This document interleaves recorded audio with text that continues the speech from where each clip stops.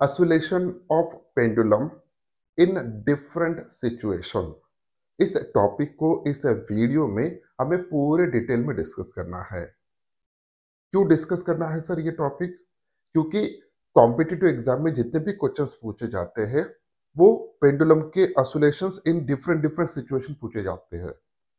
तो हमें पता होना चाहिए कि उसका टाइम पीरियड कैसे कैलकुलेट करें इन डिफरेंट सिचुएशन। तो without wasting time let us start. सबसे पहला situation, oscillation of pendulum inside accelerated vehicle. Okay, so मान के चलिए this is a one vehicle and pendulum is attach here. यहां पे हमने पेंडुलम को अटैच कर दिया। अब ये व्हीकल अगर एक्सेलरेटेड मोशन में है तो इस पेंडुलम के ऑसिलेशंस कैसे होंगे और उसका टाइम पीरियड क्या होगा, वही हमें फाइंड आउट करना है इसमें। ओके तो सबसे पहला सिचुएशन जो कि बेसिक सिचुएशन है, हम इसको रेस्ट पोजीशन पे कंसीडर करते हैं। व्हीकल रेस्ट पोजीशन पे है। अब व्हीकल अगर रेस्ट पोजीशन पे है तो उस पेंडुलम का टाइम पीरियड कितना होगा सर? पता है हमें। So time period of that pendulum should be equals to 2 pi under root of L upon G। L क्या होता है sir? L is the length of the pendulum, G is the acceleration due to gravity। Okay तो simple हम एक calculate कर सकते हैं। अब मान के चलिए कि सिचुएशन थोड़ा डिफरेंट है। कैसे? अब वो रेस्ट पोजीशन पे नहीं है, वो मोशन में है। लेकिन मोशन कैसा है? एक्सेलरेटेड मोशन है। मीन्स उस व्हीकल का velocity with respect to time continuously बढ़ रहा है। That type of motion we can say that it is a accelerated motion. Okay अगर व्हीकल ये एक्सेलरेटेड मोशन में है with the acceleration of a, अगर पूरा व्हीकल इस डायरेक्शन में एक्सेलरेट हो रहा है तो इस पेंडुलम का सिचुएशन क्या होगा सर? आपने कभी खुद के इमेजिन किया होगा, अगर आप व्हीकल में खड़े हो, अगर व्हीकल सामने के डायरेक्शन में एक्सेलरेट कर रहा है तो आपके ऊपर एक शूडो फोर्स एक्ट होता है बैकवर्ड डायरेक्शन में। ये आपने इमेजिन किया होगा या एक्सपीरियंस किया होगा कभी ना कभी। ओके तो ऐसे सिचुएशन में अगर ये व्हीकल एक्सेलरेटेड मोशन में रहेगा तो इस पेंडुलम का पोजीशन क्या होगा सर? इस पेंडुलम का पोजीशन अब वो नया पोजीशन बनाएगा। नया पोजीशन क्यों बनाएगा? क्योंकि अगर ये व्हीकल का एक्सेलरेशन इस डायरेक्शन में हो रहा है तो इसका एक्सेलरेशन एक शूडो एक्सेलरेशन यानी शूडो फोर्स एक्ट होता है और उस शूडो फोर्स के कारण एक एक्सेलरेशन बैकवर्ड डायरेक्शन में उसके ऊपर एक्ट होगा। Okay so that acceleration is a A. अब यहां पे ऑलरेडी एक एक्सेलरेशन इसके ऊपर एक्ट होता है due to its weight, that one is a acceleration due to gravity. अब यहां पे दो एक्सेलरेशन काम कर रहे हैं। जब वो पेंडुलम रेस्ट पोजीशन पे था तो एक ही एक्सेलरेशन वहां पे काम कर रहा था, एक ही फोर्स एक्ट कर रहा था, that is a gravitational force. लेकिन यहाँ पे दो फोर्सेस की वजह से दो डिफरेंट एक्सेलरेशन इसके हो रहे हैं। बैकवर्ड डायरेक्शन में ए इतना एक्सेलरेशन और डाउनवर्ड डायरेक्शन में जी इतना एक्सेलरेशन। सो देयरफॉर ये खुद का जो भी पोजीशन बनाएगा that position is like this one. It makes some angle with initial position और इसी पोजीशन में वो रहेगा जब तक व्हीकल एक्सेलरेट हो रहा है। ओके सो इस पेंडुलम का अब ये जो भी पॉइंट है ये उसका मेन पोजीशन बन गया सर। अब ऐसे सिचुएशन में अगर आप इस पेंडुलम को ऑसिलेट करते हो तो it start oscillating like this one. Okay वो इस बात पे ऑसिलेट करना स्टार्ट करेगा with this as a mean position. Okay sir अब इस सिचुएशन में इस पेंडुलम के ऊपर या उस बॉब के ऊपर कितने एक्सेलरेशन एक्ट हो रहे? दो। एक है ए बैकवर्ड डायरेक्शन में और एक है जी डाउनवर्ड डायरेक्शन में। अब इनका जो भी रिजल्टेंट बनेगा that resultant is acting in this direction. Okay we can say that it is a g effective. अब फॉर्मूला इसका थोड़ा चेंज होगा क्योंकि ये नॉर्मल सिचुएशन के लिए था। अब नए सिचुएशन के लिए फॉर्मूला क्या बनेगा sir? So T is equals to 2 pi under root of L upon g effective.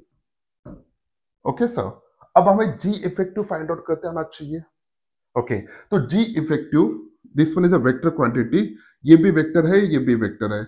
अब ये दोनों वेक्टर्स जो भी है ए और जी ये दोनों एक में को परपेंडिकुलर है। सो बहुत आसानी हो जाएगी। तो g effective in this case g effective कितना होगा sir? G effective is equal to a under root of a square plus g square.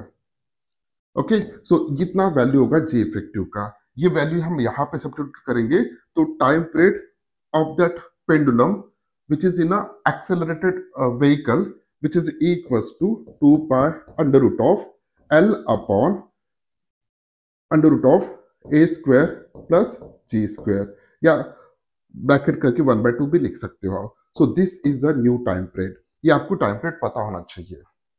Okay, ये फॉर्मूला आपको याद रहना चाहिए। अब व्हीकल अगर रेस्ट पोजीशन पे है, नो डाउट अगर रेस्ट पोजीशन पे है तो ए की वैल्यू कितना होगा, 0 होगा, तो जी स्क्वायर स्क्वायर रूट कैंसिल हो जाएगा, तो एल अपॉन जी, यानी ये फॉर्मूला हमें मिल जाएगा, पहला वाला फॉर्मूला जो कि रेस्ट पोजीशन पे है। जितना ज्यादा एक्सीलरेट होगा उतना टाइम पीरियड उसकी चेंज होगा। अब सर इसमें टाइम पीरियड बढ़ेगा कि कम होगा, क्योंकि ए पॉजिटिव है, कुछ ना कुछ वैल्यू होगा, तो डिनोमिनेटर की वैल्यू बढ़ेगा एज कम्पेयर टू इनिशियल। अगर ये वैल्यू बढ़ता है तो टाइम पीरियड की वैल्यू क्या होना चाहिए, आपको कमेंट में लिखना है। अगर ये वैल्यू बढ़ता है तो टी की वैल्यू क्या होगा, कम होगा, क्या होगा, सोचिए, कमेंट्स में लिखिए। ये था पहला situation. Okay, oscillation of pendulum inside the accelerated vehicle, ये फॉर्मूला आपको याद रखना है।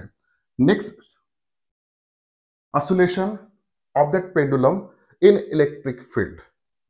मान के चलिए कि एक पेंडुलम है जो नॉर्मली ऑसिलेट कर रहा है लाइक दिस वन। ओके, वो ऑसिलेट कर रहा है यहाँ पे। अब ऐसे किस सिचुएशन में अगर हम इलेक्ट्रिक फील्ड अप्लाई करते हैं, ओके, तो कुछ इफेक्ट होगा क्या? The answer is that effect कुछ नहीं होगा सर, क्योंकि अभी तक हमने पेंडुलम जो भी कंसिडर कर रहे हैं बॉब, उस बॉब के ऊपर कोई चार्जेस दिए नहीं है। अगर चार्जेस नहीं दिए, इसके ऊपर कोई चार्जेस नहीं है, तो कितना भी इलेक्ट्रिक फील्ड अप्लाई कीजिए, इसके ऑसिलेशन के ऊपर कोई टाइम पीरियड डिफरेंट नहीं होगा, यानी ऑसिलेशन नॉर्मली जैसा होता था वैसे ही होगा in presence of external field also. लेकिन इस सिचुएशन में अगर हमने ऐसा इमेजिन किया कि इसके ऊपर कुछ चार्जेस हमने इंट्रोड्यूस किए, क्यों इतना पॉजिटिव चार्ज हमने इंट्रोड्यूस किया। अब सर पॉजिटिव चार्ज जैसे हम इसके ऊपर इंट्रोड्यूस करेंगे और उसको ऑसिलेट करेंगे in presence of electric field, तो क्या टाइम पीरियड की वैल्यू चेंज होगा? The answer is that yes sir, time period की वैल्यू चेंज होगा। कैसे चेंज होगा सर? जब वो ऑसिलेट कर रहा है उस वक्त इस पॉइंट पे अगर हम टोटल फोर्स जो भी एक्ट हो रहा है इस बॉब के ऊपर वो कैलकुलेट करते हैं, तो यहाँ पे एक फोर्स एक्ट हो रहा है due to its weight, okay, that is m into g, gravitational force तो एक्ट हो रहा है सर। इसके अलावा जब हम इलेक्ट्रिक फील्ड अप्लाई करेंगे और इस बॉब के ऊपर अगर चार्जेस है पॉजिटिव चार्ज, तो यहाँ पे एक इलेक्ट्रोस्टैटिक फोर्स एक्ट होगा सर। अब वो इलेक्ट्रोस्टैटिक फोर्स जो भी एक्ट होगा उसका डायरेक्शन क्या होगा? अब देखिए, जो भी इलेक्ट्रिक फील्ड हम अप्लाई कर रहे हैं, सो ऊपर हमने पॉजिटिव चार्जेस लिए, यानी पॉजिटिव प्लेट है, नीचे नेगेटिव प्लेट है, तो इलेक्ट्रिक फील्ड का डायरेक्शन जो भी होगा from positive to negative, so this is the direction of the electric field. अगर इस डायरेक्शन में इलेक्ट्रिक फील्ड एक्ट हो रहा है तो इलेक्ट्रिक फोर्स जो भी एक्ट होगा वो भी डाउनवर्ड डायरेक्शन में एक्ट होगा सर। डाउनवर्ड डायरेक्शन में इलेक्ट्रिक फोर्स कितना एक्ट होगा sir? It's a Q into E, charge multiplied by electric field, इतना फोर्स वहां पे एक्ट होगा। ओके सर, तो अब इफेक्टिव जो भी टोटल फोर्स जो भी एक्ट हो रहा है it's mg plus q E, mg plus q ई। तो यहाँ पे इफेक्टिव वेट जो भी होगा, तो यहाँ पे mg effective is equals to उसके वेट प्लस और एक फोर्स एक्ट हो रहा है that's q into E, where Q is the amount of charge on that bob and E is the electric field in that region. Okay, uniform electric field है downward direction में। तो यहाँ पे G effective की value हमें find out करते आना चाहिए। G effective is equal to G plus q E upon M। तो अब टाइम पीरियड का फॉर्मूला क्या बनेगा सर? बहुत सिंपल है, टाइम पीरियड का फॉर्मूला यहाँ पे T is equal to 2 pi under root of L upon G plus q E upon M, इतना टाइम पीरियड इसका बनना चाहिए सर। ओके सर, तो यहाँ पे जैसे हम इलेक्ट्रिक फील्ड अप्लाई करेंगे, अगर बॉब के ऊपर चार्जेस है तो ये वैल्यू होगा। अब मान के चलिए कि बॉब के ऊपर जो भी चार्ज हमने इंट्रोड्यूस किया अगर वो नेगेटिव है, ओके सर, तो यहाँ पे जो भी चार्ज हम इंट्रोड्यूस कर रहे हैं वो अगर माइनस क्यू इतना चार्ज इंट्रोड्यूस किया और इलेक्ट्रिक फील्ड का डायरेक्शन ऐसे ही रखा, तो अब क्या होगा सर? अब सिचुएशन थोड़ा डिफरेंट होगा। देखिए, नेगेटिव चार्ज के ऊपर जो भी इलेक्ट्रोस्टैटिक फोर्स एक्ट होगा वो अब ऊपर के डायरेक्शन में एक्ट होना चाहिए।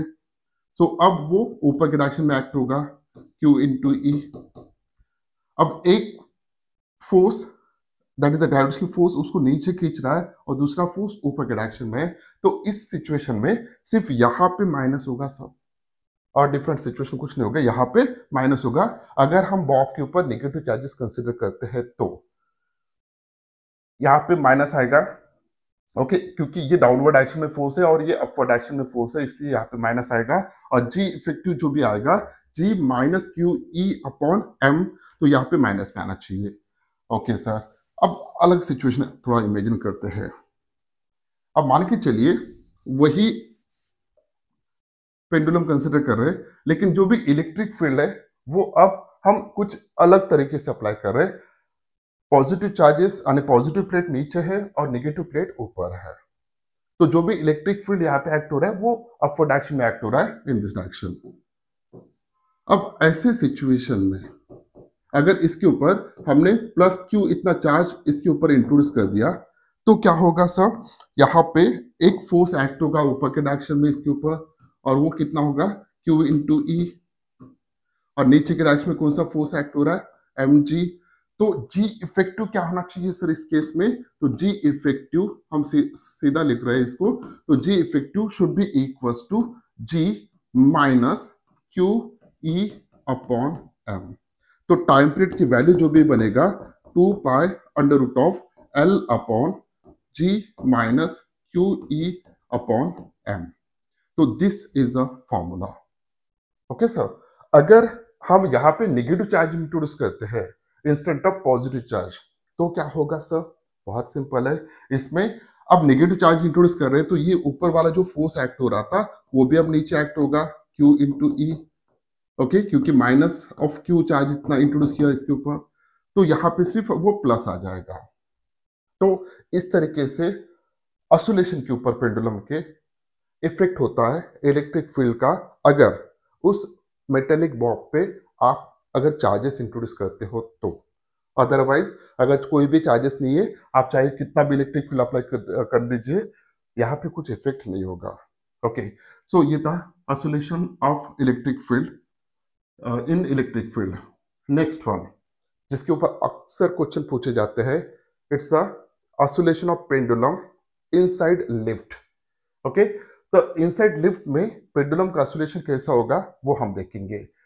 अब मान के चलिए पेंडुलम है और ये जो भी लिफ्ट है, और उस लिफ्ट के अंदर इस जो भी अपर पार्ट है जिसको हम सरफेस कहेंगे, वहां पे हमने एक पेंडुलम को सस्पेंड किया और इस पेंडुलम को यहाँ पे इमेजिन कर रहे हैं। सो ये पेंडुलम ऑसिलेट होते रहेगा। तो नॉर्मली अगर ये रेस्ट पोजीशन पे है पेंडुलम, सॉरी लिफ्ट अगर रेस्ट पोजीशन पे है, अगर ऐसे रेस्ट पोजीशन पे ये व्यक्ति अगर इस पेंडुलम को ऑब्जर्व करता है और उसके टाइम पीरियड नोट डाउन करता है, तो टाइम पीरियड हमें पता है क्या आना चाहिए। So time period is equal to 2 pi under root of L upon G, where L is the length of the pendulum, G is the acceleration due to gravity। अगर ये रेस्ट पोजीशन पे consider किया, अगर lift जो भी है वो already motion में है, लेकिन वेलोसिटी जो भी है कांस्टेंट है। वेलोसिटी को कैसे रखें? कांस्टेंट है। कांस्टेंट वेलोसिटी से लिफ्ट ऊपर जा रहा है, ऐसा इमेजिन कीजिए। अगर कांस्टेंट वेलोसिटी से लिफ्ट ऊपर जा रहा है, तो उस पेंडुलम के ऑसिलेशन जो भी हो रहे हैं, क्या उसके टाइम पीरियड चेंज होगा क्या? The answer is that not. क्यों? क्योंकि फिलहाल जो भी लिफ्ट है it is in a motion, but it is moving with constant velocity. अगर कांस्टेंट वेलोसिटी से वो मूव कर रहा है, अगर कांस्टेंट वेलोसिटी से वो अगर मूव कर रहा है, means with respect to time उसकी वेलोसिटी चेंज नहीं हो रही, means it is non accelerated motion. अगर नॉन एक्सेलरेटेड मोशन है तो इस पेंडुलम के ऊपर कोई सूडो फोर्स एक्ट नहीं होगा। तो यहाँ पे जो भी टाइम पीरियड इसका बनेगा, that time period is equal to T is equal to 2 pi under root of L upon G। यही फॉर्मूला हम यूज करेंगे अगर वो रेस्ट पोजीशन पे है या मोशन में है, मोशन, लेकिन v कैसा होगा सर? कांस्टेंट होना चाहिए, कांस्टेंट होना चाहिए। चाहे वो लिफ्ट ऊपर मूव हो रहा है, चाहे वो लिफ्ट नीचे मूव हो रहा है, अगर कांस्टेंट वेलोसिटी से मूव होता है तो उसके लिए भी टाइम पीरियड यही रहेगा सर। अब ऐसा हम सोच के चलते हैं कि नेक्स्ट सिचुएशन, ये जो भी सॉरी लिफ्ट है, this one it is moving, it is in a motion, but now its acceleration is a A. इतने एक्सेलरेशन से लिफ्ट ऊपर जा रहा है। अगर ए इतने एक्सेलरेशन से लिफ्ट ऊपर जाता है तो इस पेंडुलम के ऊपर एक शूडो फोर्स एक्ट होगा जो कि डाउनवर्ड डायरेक्शन में होगा। ओके, और डाउनवर्ड डायरेक्शन में ही और एक फोर्स एक्ट हो रहा है एम जी।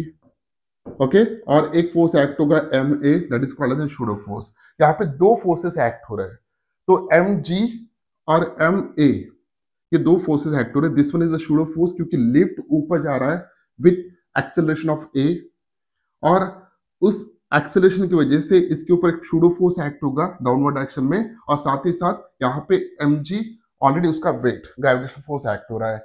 तो उस केस में जो भी टोटल नेट फोर्स एक्ट हो रहा है that is equal to mg effective is equal to m a plus mg। Okay, तो g इफेक्टिव की वैल्यू क्या होगा सर? g इफेक्टिव की वैल्यू होगा a प्लस g, या g प्लस ए भी आप लिख सकते हो। तो इस सिचुएशन में अगर लिफ्ट ऊपर एक्सेलरेट हो रहा है with the acceleration of a, तो उस सिचुएशन में जो भी टाइम पीरियड बनेगा, time period is equal to 2 pi under root of l upon g plus a। हमने g इफेक्टिव की वैल्यू यहाँ पे सब्स्टिट्यूट कर दिया। तो ये जो भी फॉर्मूला बन रहा है, अगर लिफ्ट ऊपर एक्सेलरेट होता है with the acceleration of a, तब जाके ये फॉर्मूला बनेगा। अब सर सिचुएशन को हम थोड़ा रिवर्स कंसिडर करते हैं। अब जो भी लिफ्ट है ये मोशन में है और नीचे एक्सीलरेट हो रहा है। ओके सर, अब नीचे अगर एक्सीलरेट होता है तो ऐसी सिचुएशन क्या होगा?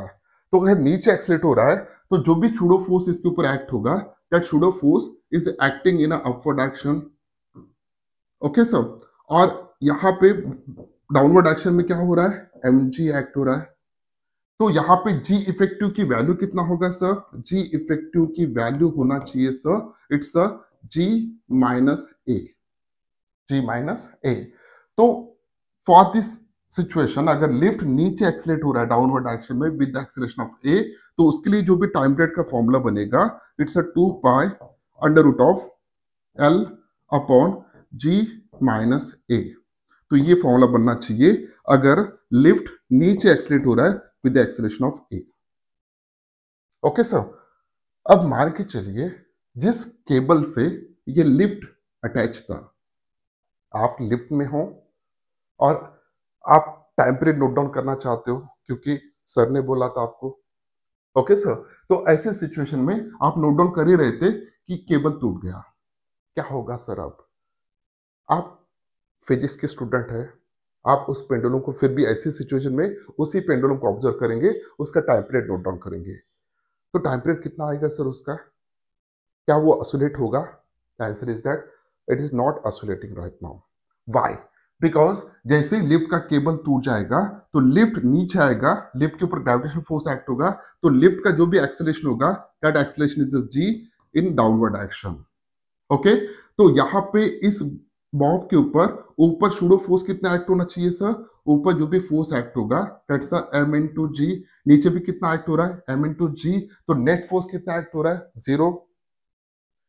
अब ऐसे सिचुएशन में अगर इसी फॉर्मूले को अगर a की जगह पे हम g यूज करते हैं, क्योंकि लिफ्ट तो नीचे एक्सीलरेट हो रहा है विद एक्सेलरेशन ऑफ g, तो टाइम पीरियड की वैल्यू कितना बनना चाहिए sir? Time period is equal to 2 pi under root of L upon g minus g, जो कि 0 हो जाएगा नीचे वाला टर्म। अगर ये 0 होता है तो टाइम पीरियड की वैल्यू जो भी आएगा सर इनफाइनाइट होगा।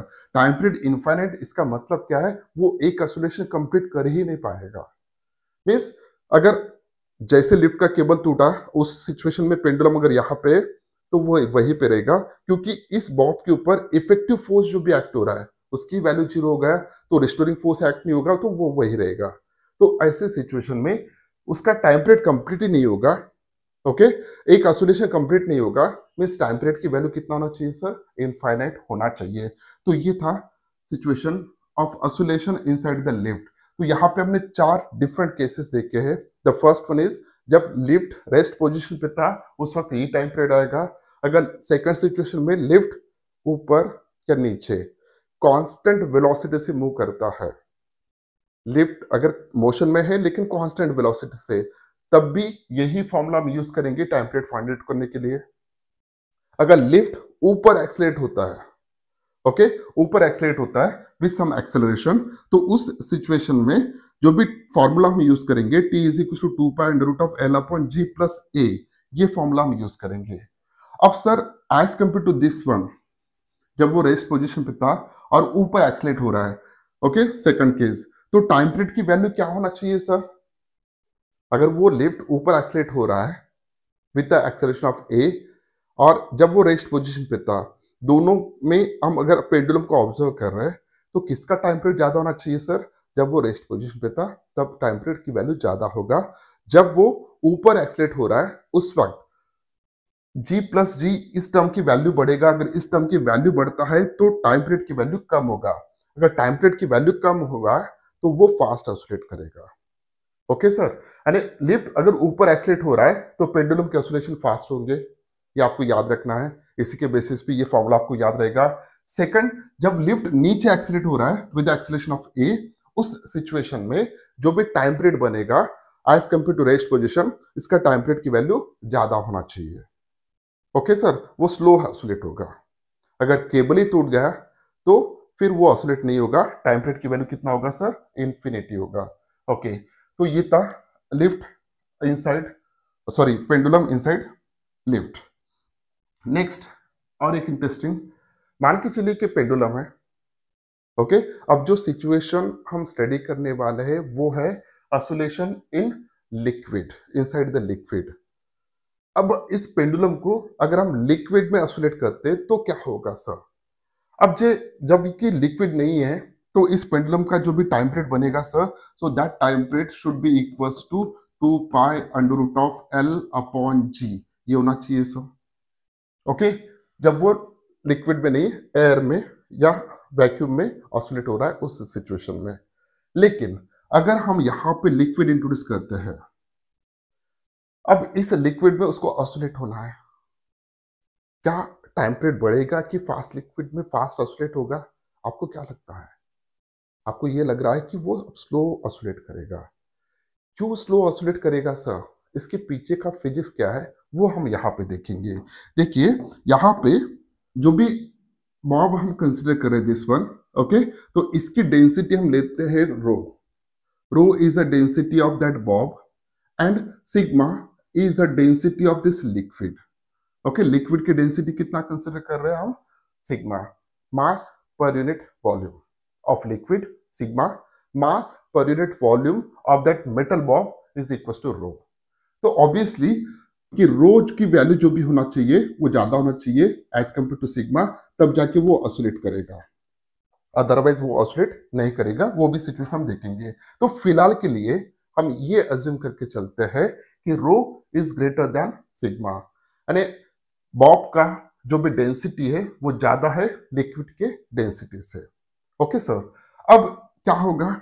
अब देखिए जैसे ये बॉब नीचे आना चाहेगा, नीचे आना चाहता है, तो उस वक्त ये लिक्विड उसके ऊपर अपवर्ड थ्रस्ट क्रिएट करेगा।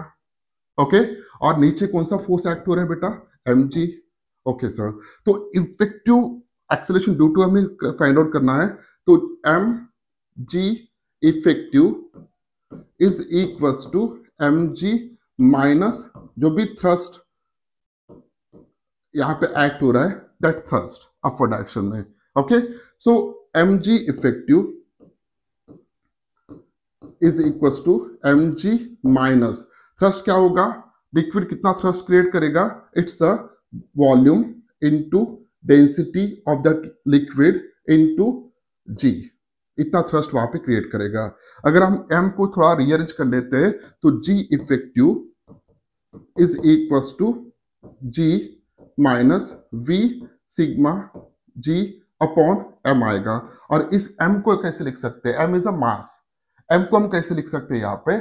सो देखिए, जो भी डेंसिटी है उस बॉब का, it's rho is equal to mass of the bob upon volume. Okay, तो therefore mass is equal to rho into V, तो यहाँ पे वही वैल्यू लिख देता हूँ। So rho into V. अब सर यहाँ पे वॉल्यूम वॉल्यूम गेट कैंसिल हो जाएगा, क्योंकि उतना ही वॉल्यूम को वो डिस्प्लेस कर रहा है इसलिए।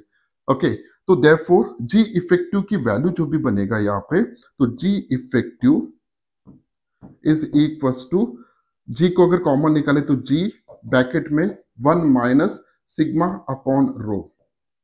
Okay, so g effective is equal to g bracket में rho minus sigma upon rho. Okay sir, तो ये होगा जी इफेक्टिव की वैल्यू। अब नया टाइम पीरियड जो बनेगा लिक्विड के अंदर, this new time period should be equal to 2 pi under root of L upon, ये वैल्यू लिखेंगे हम। सो जी ब्रैकेट में rho minus sigma upon rho. Okay, so this is that time period. अब मान के चलिए, ओके, ये formula आपको याद रखना है। अब इस फॉर्मूले में मान के चलिए कि लिक्विड की डेंसिटी नहीं है, अरे वहां पे लिक्विड नहीं है, तो सिग्मा की वैल्यू कितना हो जाएगा सर? 0 हो जाएगा। अगर कुछ नहीं चाहिए वहां पे, ओके, वैक्यूम अगर हम इमेजिन करते हैं, तो सिग्मा की वैल्यू कितना होगा सर? सिग्मा की वैल्यू बन जाएगा 0। अगर सिग्मा की वैल्यू 0 बनता है तो रो अपॉन रो बिकम 1, तो एल अपॉन जी, एंड ये फॉर्मूला एज इनिशियल कंडीशन पे आ जाएगा। विदाउट लिक्विड वो ऑसिलेट हो रहा है। ओके सर, अब मान के चलिए कि जितनी लिक्विड की डेंसिटी ज्यादा होगा, तो उतना टाइम पीरियड की वैल्यू क्या होना चाहिए सर? उतना ये डिफरेंस जो भी है कम आएगा। अगर ये डिफरेंस कम आता है तो जी इफेक्टिव की वैल्यू कम आ जाएगा। अगर जी इफेक्टिव की वैल्यू कम आता है तो टाइम पीरियड की वैल्यू बढ़ना चाहिए। यानी लिक्विड के अंदर वो स्लो थोड़ा ऑसिलेट होता रहेगा। जितना ज्यादा लिक्विड की डेंसिटी होगा उतना टाइम पीरियड की वैल्यू ज्यादा होगा, उतना वो स्लो ऑसिलेट करेगा। अब मान के चलिए कि एक सिचुएशन हम ऐसा कंसिडर करते हैं कि मेटल की जो भी डेंसिटी है और लिक्विड की डेंसिटी है, तो वो हम इक्वल कर देते हैं सर। अब इमेजिन करते हैं इक्वल करके, अगर हमने इक्वल कर दिया तो यहां पे कितना आएगा? रो माइनस रो मीन्स 0, तो ये टर्म नीचे का 0 आ रहा है, तो टी की वैल्यू कितना आएगा सर? टी की वैल्यू इन्फिनिटी आएगा। मीन्स अगर मेटल की डेंसिटी और लिक्विड की डेंसिटी अगर सेम है तो वो ऑसिलेट नहीं होगा, वो जहां पे वहीं पे रुक जाएगा, क्योंकि जितना अपवर्ड थ्रस्ट क्रिएट हो रहा है उतना ही उसका वेट है, तो वो वहीं पे रहेगा। सो this is about the oscillation of pendulum inside the liquid. Okay, तो आपको ये फॉर्मूला याद रखना है सर। नेक्स्ट, अगर हम एक ऐसा पेंडुलम इमेजिन करते हैं जिसका लेंथ इनफाइनाइट है, तो उसका टाइम पीरियड कितना होगा सर? अब तक हमने जितने भी पेंडुलम इमेजिन किए या देखे हैं, तो उसकी लेंथ ज्यादा से ज्यादा 1 meter, 2 meter, 10 meter, 20 meter, okay, ऐसे हो सकते हैं। लेकिन अगर हम ऐसा पेंडुलम इमेजिन करते हैं कि जिसका लेंथ इनफाइनाइट है, तो जो भी नॉर्मल टाइम पीरियड का फॉर्मूला है ना सर, कौन सा फॉर्मूला है सर? नॉर्मल सिंपल पेंडुलम का टाइम पीरियड का formula T is equal to 2 pi under root of L upon G. ये जो भी फॉर्मूला है, ये हमने ऐसा अज्यूम करके चला है कि इसमें पेंडुलम का जो भी लेंथ होता है वो बहुत बहुत कम है।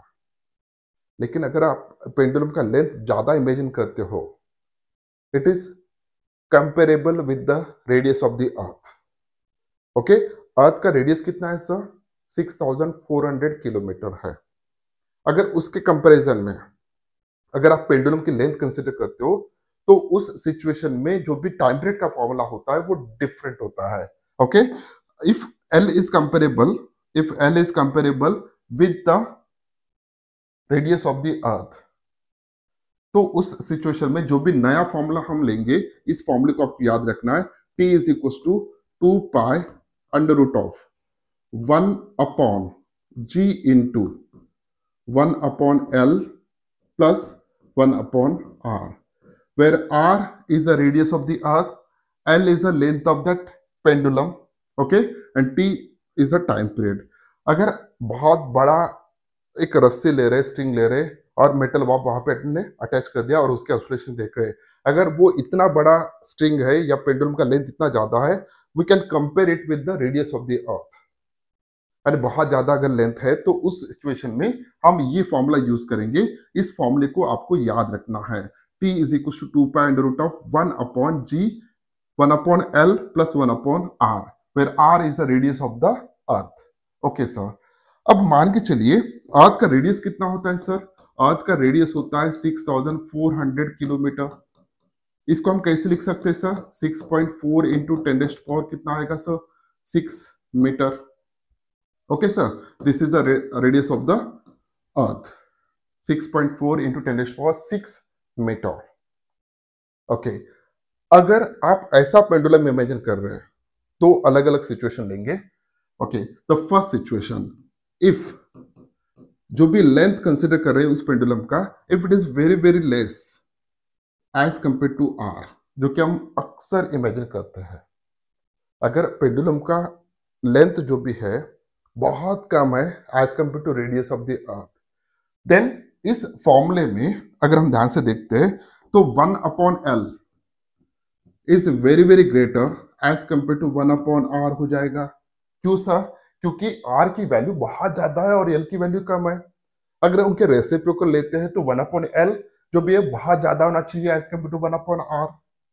अगर ये ऐसी सिचुएशन है तो 1 अपॉन एल अगर बहुत ज्यादा है as compare to 1 upon R, तो इस फॉर्मूले में 1 अपन आर को हम एलिमिनेट कर देते हैं। ओके सर, अगर हमने 1 अपन आर को एलिमिनेट कर दिया तो ये जो भी फॉर्मूला बनेगा इस कंडीशन के लिए, that formula is equals to, देखिए इसको हमने एलिमिनेट किया तो यहाँ पे जी अपॉन एल आएगा, एल ऊपर जाएगा तो यही फॉर्मूला आ जाएगा। तो 2 pi under root of L upon G, ये फॉर्मूला हम अक्सर यूज करते हैं। अब सेकंड कंडीशन या second situation, if L is very very large as compared to R। अब जो भी पेंडुलम हम इमेजिन करने वाले हैं उसका जो भी लेंथ है बहुत ज्यादा है एज कंपेयर टू R। भैया R जो भी है वही इतना है 6400 किलोमीटर। अब हम ऐसा लेंथ इमेजिन कर रहे हैं कि जो R से बहुत ज्यादा है। बहुत ज्यादा means we can say that here L tends to infinity, लगभग L की वैल्यू इंफिनिटी है। तो इस सिचुएशन में अगर हम इन दोनों के रेसिप्रोकल कंसिडर करते हैं तो 1 upon L is very very less as compare to 1 upon R होगा सर। ओके, अगर इस कंडीशन इस फॉर्मूले में हम सब्स्टिट्यूट करते हैं तो 1 अपॉन L एलिमिनेट हो जाएगा, इसको हम इग्नोर करेंगे तो G अपॉन R, R ऊपर जाएगा तो नया टाइम पीरियड जो भी आएगा for this situation, so T is equals to 2 pi under root of R upon G। R क्या है sir? R is a radius का, सॉरी अर्थ का रेडियस है। G is a acceleration due to gravity. दोनों के values हमें पता है। R की वैल्यू है 6400 किलोमीटर या 6.4 इंटू 10⁶ मीटर लिखेंगे और G की वैल्यू हम लिखेंगे 9.8 मीटर पर सेकंड स्क्वायर। जब हम इस वैल्यू सब्स्टिट्यूट करके इसको वैल्यू फाइंड आउट करेंगे तो अप्रोक्सीमेटली इसकी जो भी वैल्यू आएगा इट्स 84.6 मिनट। ओके, तो 84.6 मिनट उसका ये रहेगा टाइम पीरियड। अब सर सिचुएशन ऐसा है कि एल हम कितना इमेजिन कर रहे हैं? लगभग इंफिनिटी, मीन्स इनफाइनाइट लेंथ का पेंडुलम अगर हम कंसिडर करते हैं तो मैक्सिमम टाइम पीरियड कितना होना चाहिए उसका? इट्स 84.6 मिनट, इतना टाइम पीरियड उसका होना चाहिए sir. Okay, so this is a maximum possible time period of any simple pendulum. अगर आप लेंथ इंफाइनाइट करते हो, कंसिडर करते हो तो मैक्सिमम कितना हो सकता है सर? 84.6 मिनट हो सकता है। इस वैल्यू को आपको याद रखना है सर। क्यों याद रखना है? इसके ऊपर क्वेश्चंस आते हैं सर। ओके, कि सिंपल पेंडुलम का मैक्सिमम टाइम पीरियड कितना हो सकता है? तो इतना हो सकता है। अगर आप लेंथ पेंडुलम का इनफाइनाइट कंसिडर करते हो तो तब जाके ये वैल्यू आएगा। अब तीसरा सिचुएशन हम इमेजिन करते हैं, third situation, if L is equals to R। अगर L is equals to R अगर हम कंसिडर करते हैं तो यहाँ पे 1 upon R plus 1 upon R आ जाएगा। सो 2/r आएगा, तो r कहाँ पे जाएगा सर? ऊपर जाएगा। ओके, सो इस सिचुएशन में जो भी टाइम पीरियड होगा, अगर L/r कंसिडर करते हो, okay, so 1/r plus 1/r it is equal to 2/r, तो टाइम पीरियड की वैल्यू कितना होगा सर? होगा जाएगा sir, it's r upon twice g।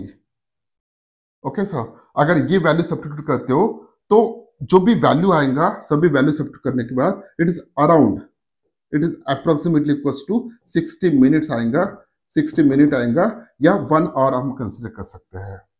अगर पेंडुलम का लेंथ हम अर्थ के रेडियस इतना लेते हैं, 6400 किलोमीटर, इतना पेंडुलम का लेंथ रखेंगे, तो उस वक्त जो भी टाइम पीरियड आएगा लगभग 60 मिनट यानी 1 आवर आएगा।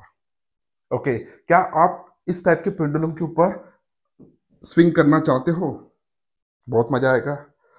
एक ऑसिलेशन कंप्लीट करने के लिए लगभग 84.6 मिनट लग रहा है। ओके, इससे ज्यादा कुछ हो ही नहीं सकता एंजॉयमेंट का, तो ट्राई करके देखना है आपको।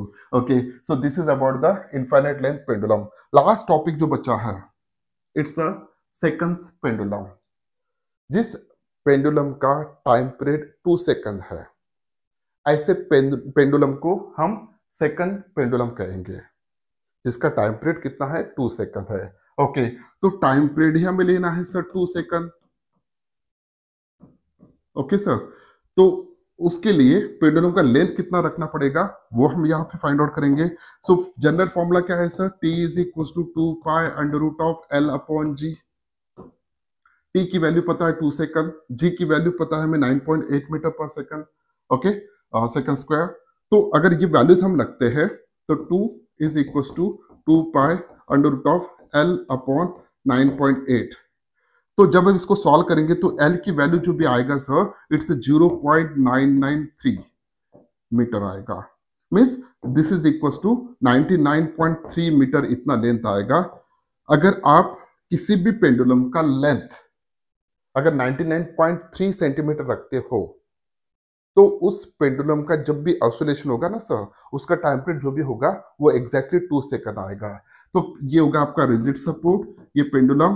तो यहां से ऑसिलेशन स्टार्ट करवाना है। अगर यहां से स्टार्ट हुआ ऑसिलेशन, हम इमेजिन करते हैं, तो यहां तक जाने के लिए 1 सेकंड लगेगा सर, और वापस आने के लिए 1 सेकंड लगेगा। टोटल टाइम पीरियड जो भी होगा इट्स 2 सेकंड सर। ओके, तो जिस पेंडुलम का टाइम पीरियड 2 सेकंड होता है सर, उस पेंडुलम को हम सेकंड पेंडुलम कहेंगे। तो ये था discussion about oscillation of pendulum in different different situation या कंडीशंस। उम्मीद करता हूँ कि वीडियो आपको अच्छा लगा। अगर वीडियो अच्छा लगा तो इस वीडियो को लाइक कीजिए, अपने दोस्तों के साथ इस चैनल को शेयर कीजिए और इस चैनल को सब्सक्राइब कीजिए। मिलते हैं नेक्स्ट वीडियो में, तब तक के लिए thank you very much, bye bye.